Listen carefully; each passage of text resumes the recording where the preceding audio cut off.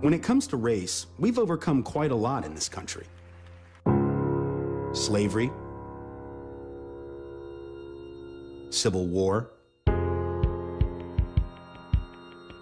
segregation. We've even elected a black man to the highest office in the land. Change has come to America. But as tempting as it might be to celebrate these things as signs that we've entered into a period of colorblind, post-racial harmony, we have to admit that we're moving forward in this world and that race issues are moving to the periphery. I think those problems are largely behind us. the fact is, racial inequalities still exist. Today, there are more African Americans in prison or jail on probation or parole than were enslaved in 1850, a decade before the Civil War began. And racial bias still affects the way we view others. I want you to check out this protester. See the sign he's waving there? That's the president made to look like an African witch doctor. And when we fail to recognize that, we not only continue to do an injustice to people of color, we end up doing damage to white folks as well.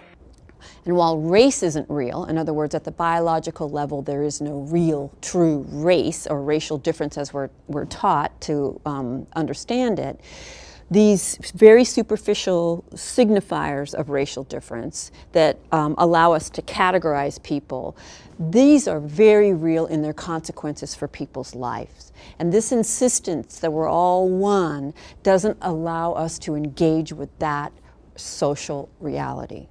Many people can recognize the explicit, kind of conscious dislike type of racism, racist jokes, racist expressions, the KKK. But I want to help white people see the everyday racism that's embedded and that we participate in. And I want to look at neighborhood and school segregation as an example. You know, where are the good neighborhoods and the bad neighborhoods? And that good neighborhood, bad neighborhood, good schools, bad schools discourse is an example of new racism. I don't think it gets by anybody that is racially coded language. So this way we can come out and police those racial boundaries without ever kind of naming race. But we all know what we're talking about.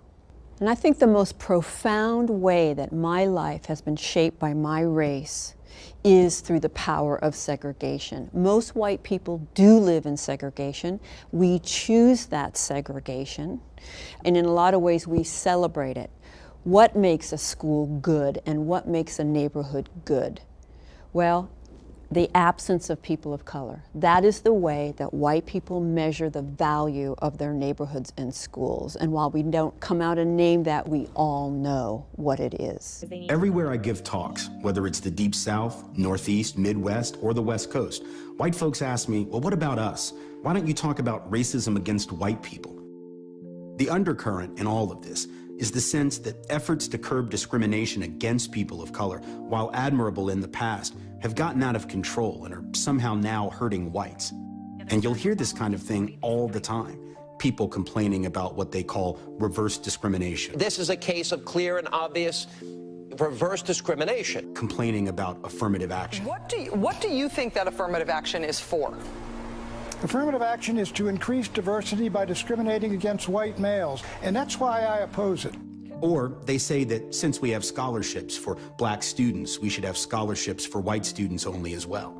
Dozens, hundreds, thousands of ethnically based scholarships that were for this group, that group, or whichever, but none of them were focusing on Caucasian Americans. Only about 0.25% of all the scholarship money in this country is specifically earmarked for students of color, which means 99.75% of all that scholarship money is money that whites can compete for, and the vast majority of those dollars will in fact go to white students. While the Tea Party movement purported to be about things like big government, exploding debt and deficits, liberal elites being out of touch with the common man, in reality, there was something else going on.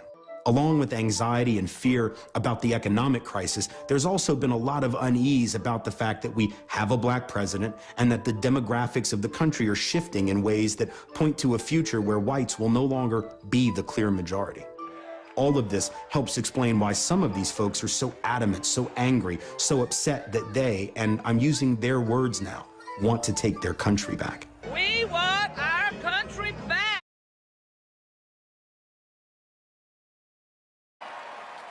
and we will make America great again. What do you mean by that? Well, when you stand up and you wax nostalgic and say things like, I want the country that the founders envisioned, when the country the founders envisioned was a formal system of white supremacy, excuse me if I find it a little hard to think that race is not perhaps playing a pretty big role.